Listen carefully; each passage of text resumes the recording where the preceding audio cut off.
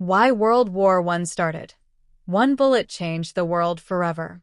World War I did not begin with armies marching or nations declaring war for glory.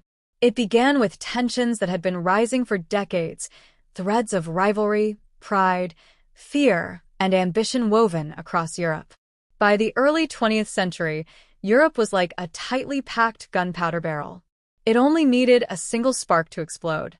That spark came on June 28, 1914, in the city of Sarajevo. But to understand why one assassination could ignite a global war, we must look at the deeper forces that had been building long before that fateful day. The first force was nationalism, a growing belief that each ethnic group deserved its own nation and destiny. In Western Europe, nationalism often expressed pride and unity. But in Eastern Europe, especially in the Balkans, nationalism was explosive.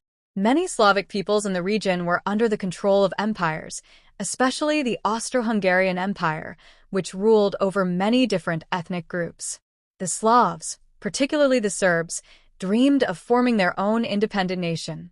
Serbia wanted to unite all South Slavs into a single state, an idea known as Panslavism. Austria-Hungary saw this idea as a direct threat to its existence. If the Slavs broke away, the empire could collapse. This created a direct rivalry between Austria-Hungary and Serbia.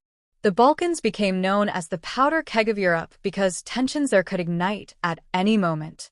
Russia supported Serbia, seeing itself as the protector of all Slavic people. Austria-Hungary, meanwhile, was backed by its powerful neighbor Germany. So the conflict between Serbia and Austria was never small. It was tied to the greater ambitions of major powers. The second major force was imperialism. European powers had spent decades competing for colonies in Africa and Asia. Britain and France had large global empires.